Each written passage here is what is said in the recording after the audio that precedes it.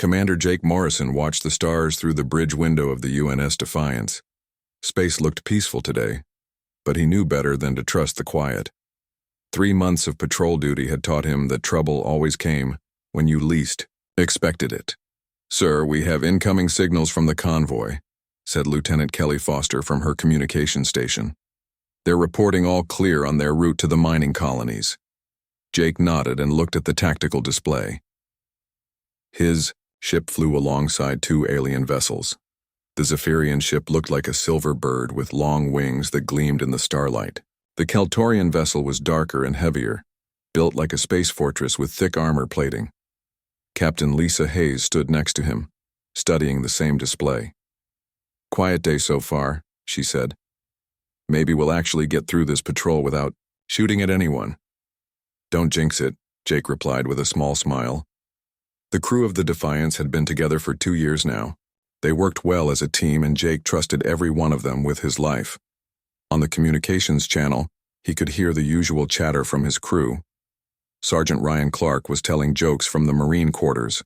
The engine room crew was complaining about the coffee in the mess hall. Someone was arguing about last week's poker game.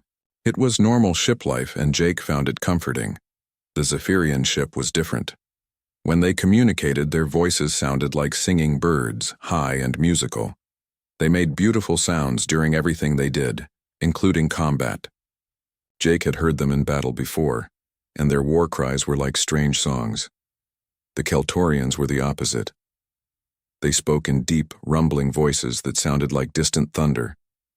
In battle, they made low growling sounds that you could feel in your chest. Different species, different ways of handling stress. "Contact." Lieutenant Foster's voice cut through the bridge chatter. "Multiple ships dropping out of hyperspace. Configuration matches Draconian raiders." Jake felt his stomach tighten. Draconians were bad news. They were pirates, slavers, and worse. They had no honor and no mercy for anyone they considered weak. "How many?" he asked.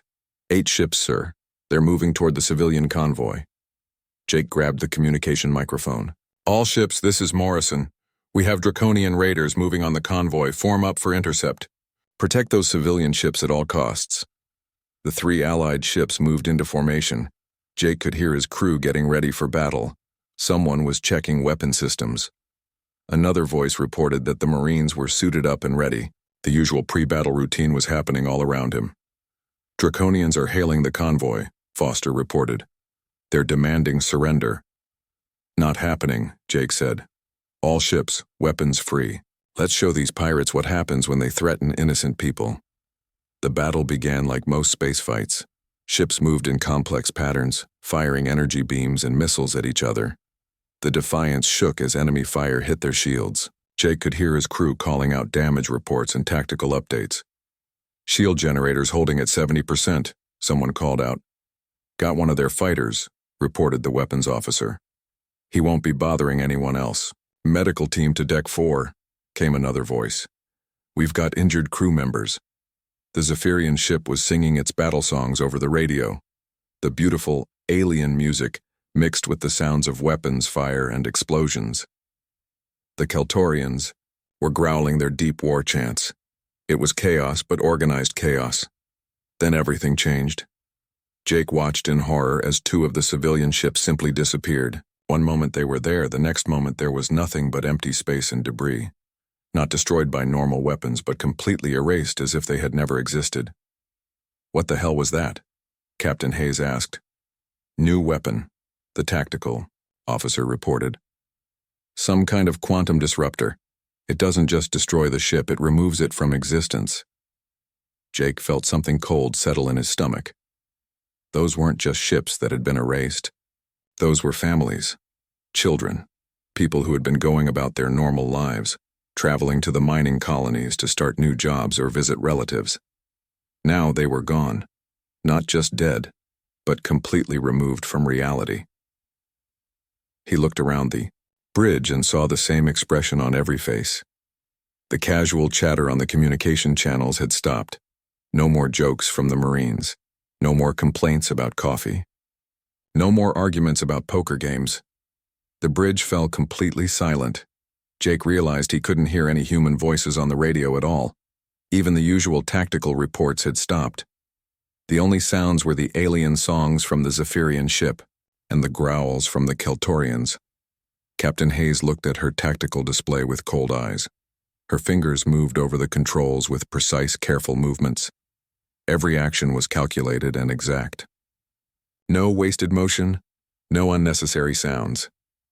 Jake found himself doing the same thing. His anger was like ice in his chest, but his mind was crystal clear. He could see exactly what needed to be done. The Draconians had crossed a line that should never be crossed. They had murdered innocent families with a weapon that didn't just kill, but erased people from existence entirely. The human ships moved with deadly precision. No more random firing or defensive maneuvers. Every shot was aimed with surgical accuracy. Every movement was part of a larger plan that seemed to form without anyone speaking about it. The Draconian raiders found themselves facing something they had never encountered before. The humans had stopped acting like soldiers following rules of engagement. They had become something else entirely, something that calculated the most efficient way to remove every enemy ship from existence. One by one, the Draconian vessels were destroyed, not just damaged or disabled, but completely annihilated. When the last enemy ship exploded in a ball of fire, the silence on the human channels continued for several long moments. Finally, Captain Hayes spoke into her microphone. Her voice was calm and professional, as if she was asking about the weather.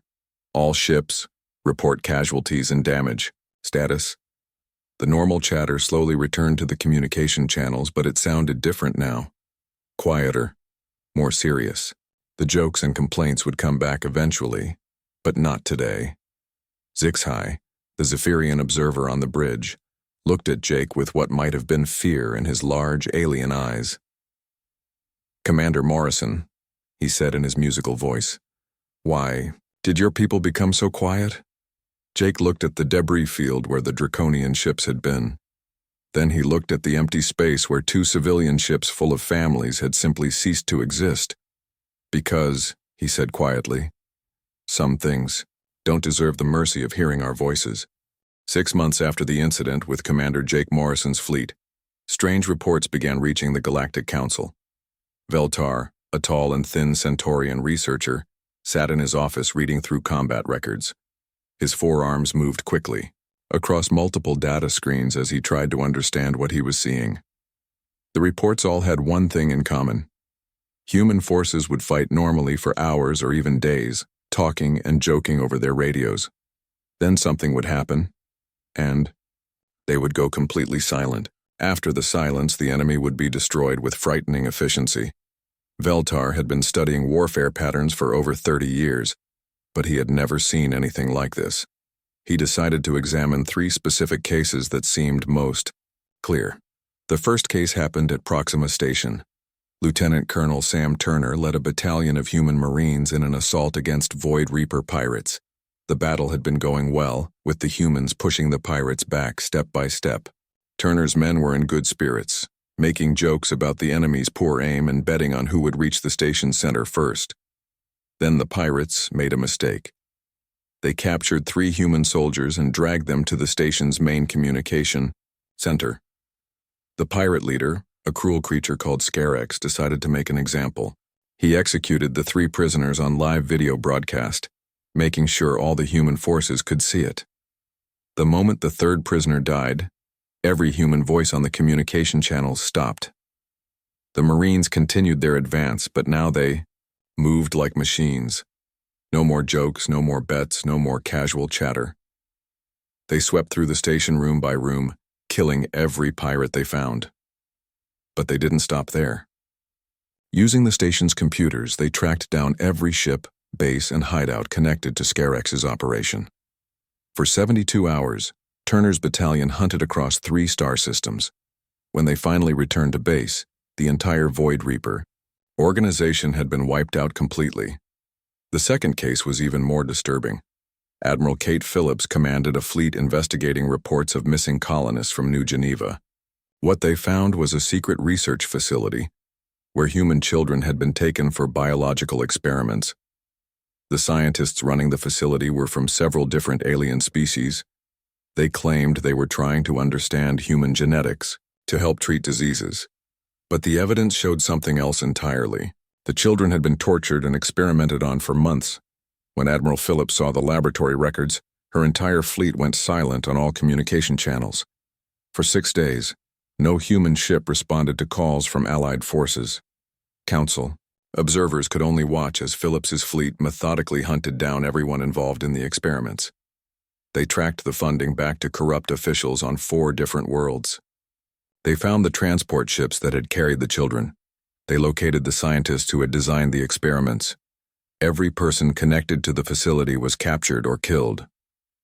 The fleet's silence was finally broken when Phillips reported that justice had been served. The third case was the most shocking because it involved Allied forces.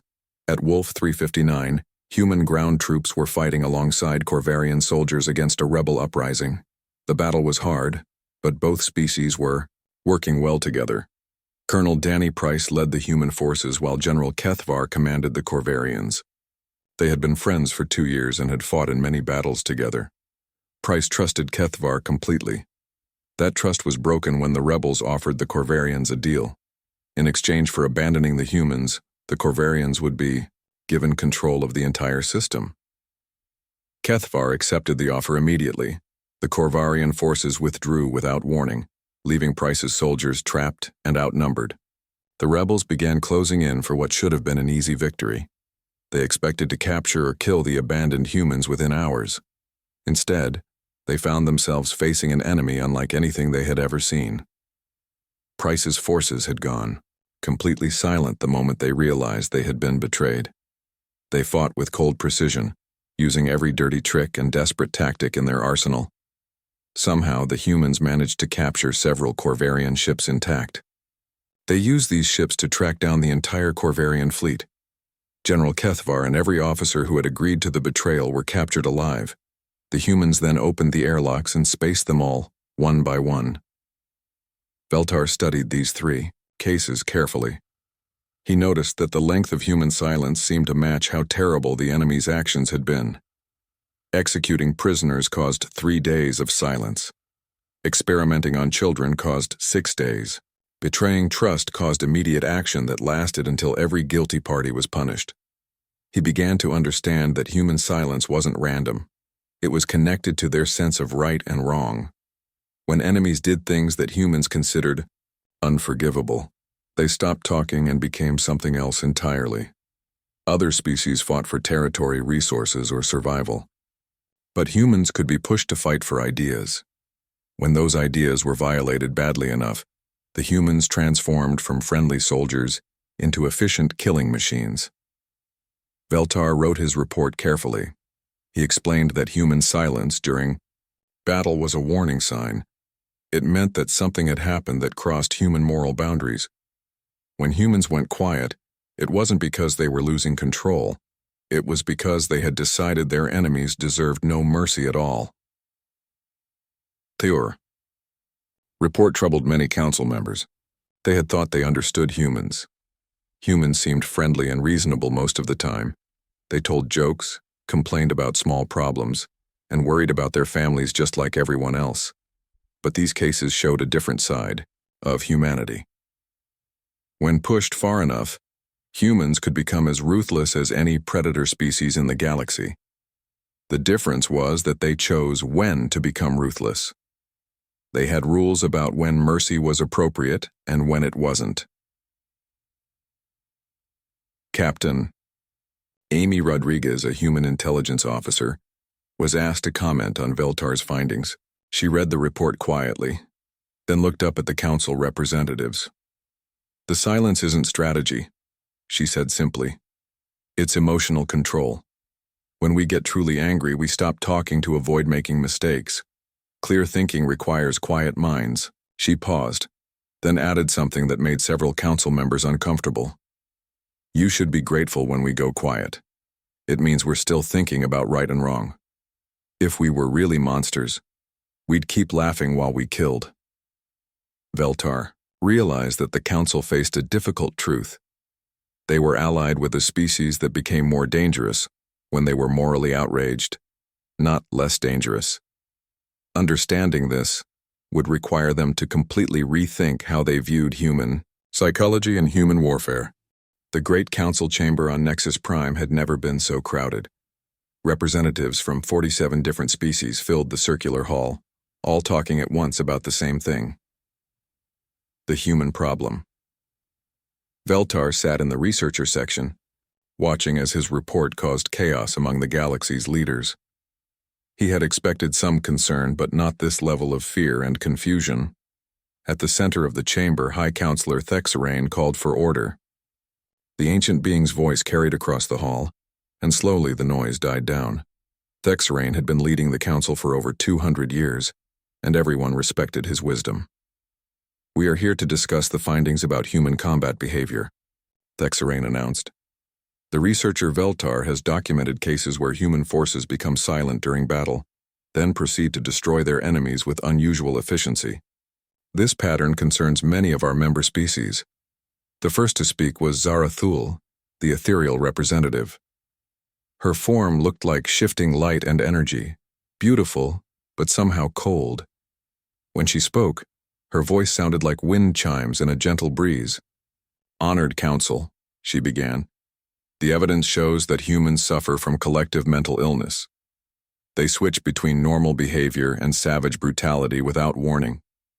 This makes them unpredictable allies and dangerous partners." Several species made sounds of agreement. The ethereals were known for their logic and calm thinking, so their opinion carried weight. "I disagree," rumbled a deep voice from across the chamber. All heads turned to look at Elder Thane, the Draconian representative. This surprised everyone because Draconians had fought humans many times, and usually had nothing good to say about them. Elder Thane was old even by Draconian standards. His scales were dark gray instead of the usual black, and scars covered his arms and face. He had fought in more battles than most beings could count. "I have faced human silence myself," he continued. "It is not madness. It is something far more dangerous. It is moral certainty." The chamber erupted in confused voices. How could a Draconian defend humans? Draconians were raiders and pirates, everything humans claimed to hate. Thane raised his hand for silence. 20 years ago, my clan attacked a human colony ship. It should have been easy prey. Civilians, families, no military escort. But when we boarded their ship, we found something we did not expect." He paused, his yellow eyes looking distant as he remembered. The humans had children on that ship. Hundreds of them. When my warriors began taking hostages, the adult humans went silent. Not one word, not one plea for mercy, not one cry of fear. They just looked at us with cold eyes. Thane's voice grew quieter, and the entire chamber leaned forward to hear him. Then they began to fight. Not like soldiers defending their home, but like forces of nature. They used anything they could find as weapons. They turned their own ships, systems against us. They sacrificed themselves to protect those children without hesitation or regret. The Draconian elder looked around the chamber, meeting the eyes of other representatives. When the battle was over, my clan had lost 60% of our warriors. The humans lost 90% of their adults, but every single child on that ship survived. The humans had decided we forfeited our right to live the moment we threatened their young. Crystal Song of Dawn, the crystalline representative, chimed in with her bell-like voice. "But Elder Thane, this proves our point. Humans become unreasonable when emotional. They cannot think clearly under stress." "No," Thane replied firmly. "They think more clearly, not less. When humans go silent, they have made a decision about right and wrong. Once that decision is made, they will follow it to its logical conclusion no matter the cost." More voices joined the debate. The aquatic delegation gurgled their concerns about human unpredictability. The insectoid hive minds clicked nervously, about species that could act individually, yet coordinate perfectly. The plant-based Verdani rustled their leaves in confusion about beings who could be both peaceful and violent. Finally, Thexarain called for the human representative to speak. Captain Nicole Webb walked to the center of the chamber. She was a small woman compared to most of the alien beings around her, but she carried herself with quiet confidence. "Honored Council," she began, "I have listened to your concerns and I understand your confusion. Let me try to explain something about human psychology." She looked around the chamber, making eye contact with as many representatives as possible. Most species fight for practical reasons: territory, resources, survival, dominance. These are logical motivations that other species can understand and predict. Humans can fight for these reasons too, but we can also fight for something else. Entirely. "What is that?" asked Crystal Song of Dawn. "Principles," Nicole replied simply. "Ideas about how the universe should work. Beliefs about right and wrong that go beyond personal survival or benefit." She paused to let this sink in. "When we go silent in battle, it means something has happened that violates our core beliefs about morality. At that moment, we stop fighting for practical reasons and start fighting for moral ones." Zarathul's energy form flickered with confusion. "But surely you understand that morality is subjective. What one species considers wrong, another might consider natural." Nicole nodded. "You're right that morality can be subjective, but humans have some beliefs that we consider universal. Protecting the innocent, keeping promises, not torturing the helpless. When these principles are violated, we respond with what you call silence." "And this silence makes you more dangerous?" asked a representative from the gaseous collective. "Yes," Nicole answered without hesitation. "Because when we're fighting for principles instead of personal gain, we're willing to accept any cost to win. Personal survival becomes secondary to moral victory." The chamber fell quiet as the representatives absorbed this explanation. Finally, Elder Thane spoke again. "The Council must understand this," he said gravely. "Humans are not switching between sanity and madness. They are switching between fighting for themselves and fighting for their ideals. A human fighting for personal reasons can be reasoned with, negotiated with, defeated through normal means." He paused dramatically. "A human fighting for moral reasons cannot be stopped by anything except complete victory or complete destruction. They will not surrender, retreat, or compromise when they believe they are fighting against true evil."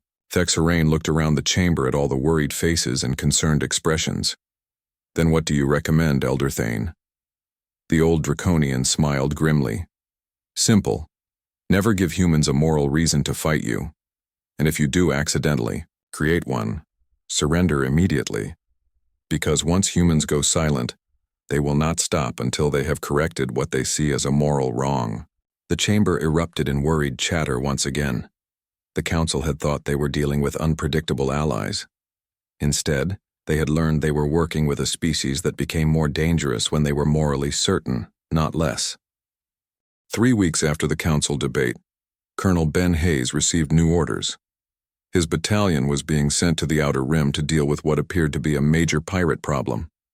Intelligence reports showed that a group calling itself the Crimson Coalition was enslaving entire colonies and selling the people to the highest bidder.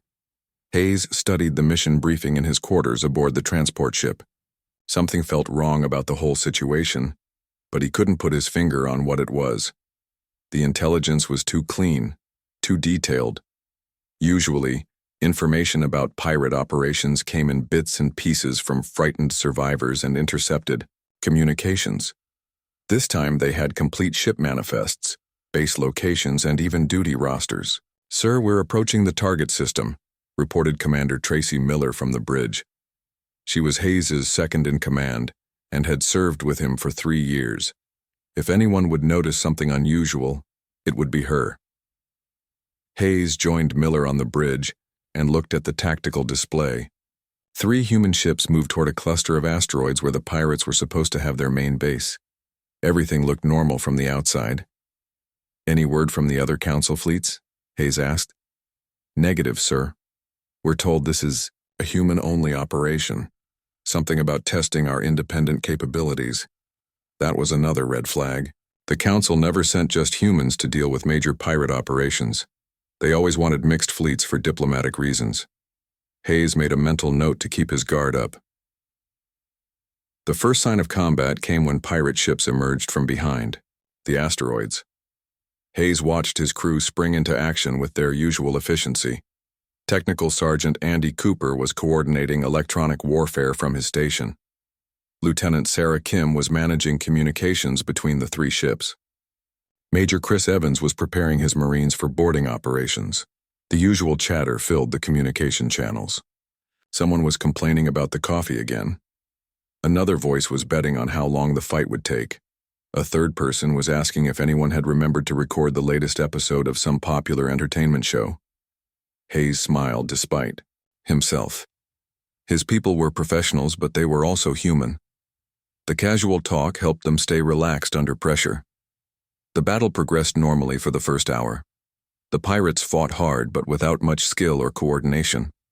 Hayes's forces were pushing them back steadily when the situation suddenly changed. "Sir, the pirates just executed a group of civilian prisoners," reported Kim from communications. "They're broadcasting it on all frequencies." Hayes watched the horrible scene on his main screen.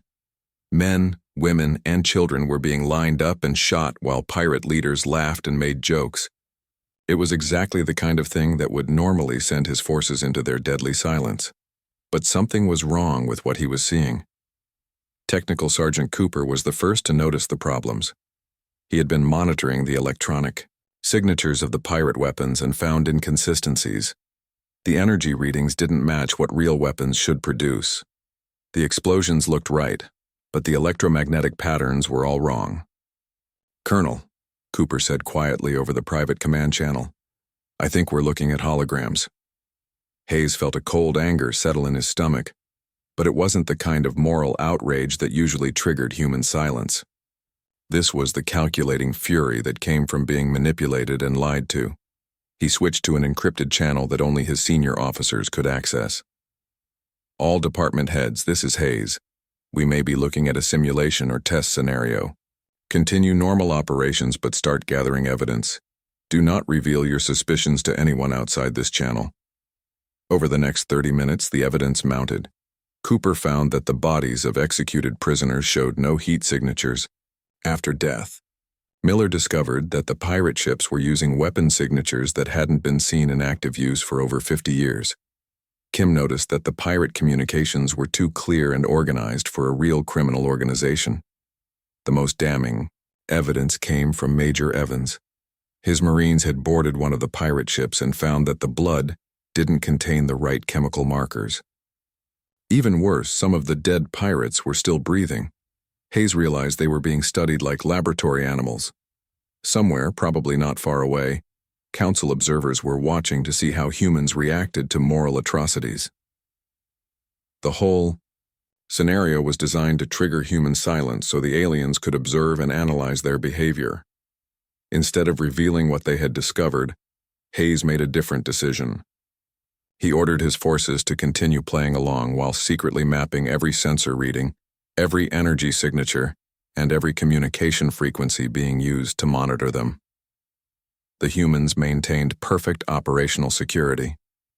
They continued their normal chatter on the main channels while conducting their real planning on heavily encrypted private networks. To outside observers, they appeared to be responding exactly as expected to the fake atrocities. But behind the scenes, they were systematically identifying every council observation post, monitoring station, and recording device in the system. They traced communication signals back to their sources. They mapped energy patterns that revealed hidden ships. They even identified which council species were conducting the experiment based on the technology signatures. When Hayes finally gave the signal, his forces moved with the precision and silence that the council expected. But they weren't attacking the holographic pirates anymore. They were capturing the very real council observers who thought they were safely hidden. One by one, the monitoring stations went dark.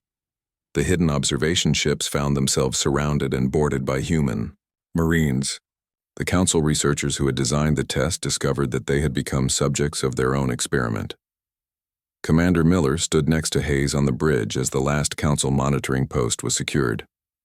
"Sir, we've captured 47 council personnel from 6 different species. No casualties on either side." Hayes nodded. The silence that had fallen over his forces wasn't the moral silence that came from witnessing evil. It was the professional silence of soldiers who had been betrayed by their own allies and were now deciding how to respond. "Open a channel to Council Command," Hayes ordered.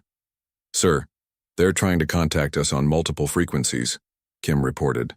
"They seem very concerned about losing contact with their observation teams."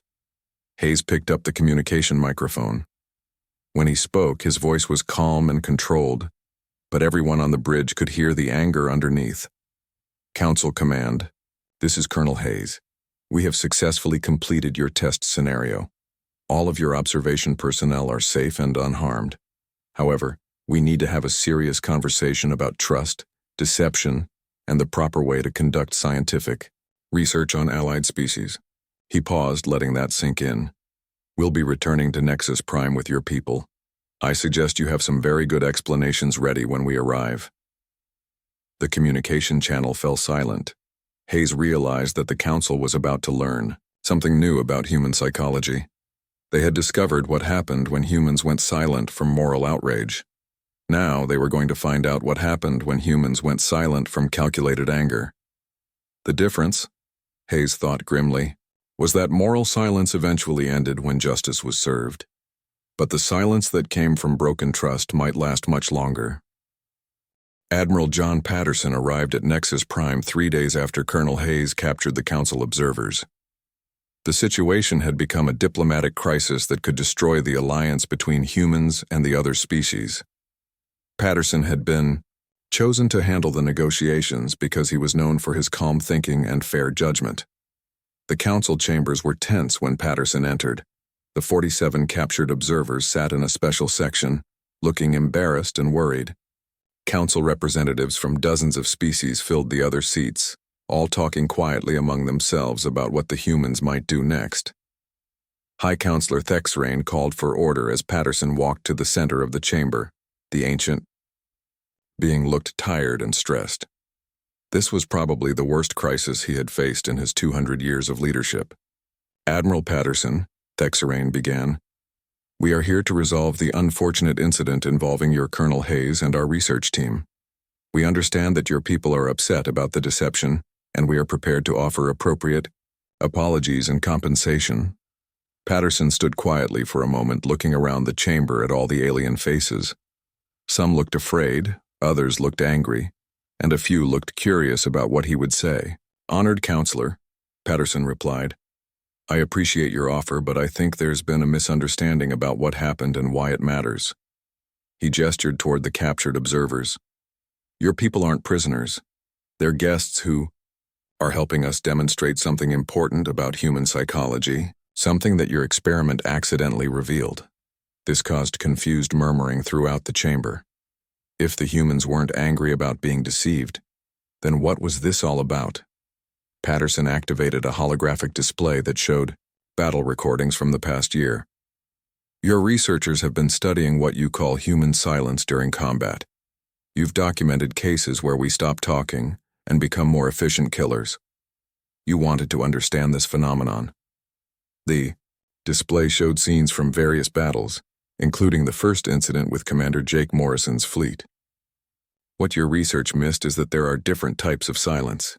You've been studying moral silence, which happens when we witness genuine evil. But there's another kind." He changed the display to show recordings from Colonel Hayes' recent mission. "This is tactical silence. It happens when we need to focus completely on a complex problem. The difference is crucial." Captain Helen Burke, who had been working with Patterson on the diplomatic solution, stepped forward. "When humans encounter real moral violations, we go silent because we need to control our emotions. We're trying not to let anger cloud our judgment while we do what needs to be done." She pointed to the battle recordings. "But when we encounter deception or manipulation, we go silent for a different reason. We're calculating the best response to a complex situation. We're not angry in the same way." Patterson nodded and continued the explanation. "Your experiment taught us something about ourselves that we hadn't fully understood before. We have two different psychological responses that look similar from the outside but feel completely different to us." Elder Thane, the Draconian representative, leaned forward in his seat. "Explain the difference, Admiral." Moral silence comes from righteous anger, Patterson replied. We see something that violates our core beliefs about right and wrong, and we respond with focused determination to correct it. That silence ends when justice is served. He paused to make sure everyone was following his explanation. Tactical silence comes from intellectual challenge. We encounter a problem that requires careful thinking and precise action. That silence ends when the problem is solved or when we decide it can't be solved with the resources available. Major Tony Rodriguez, Patterson's military aide, added another important point.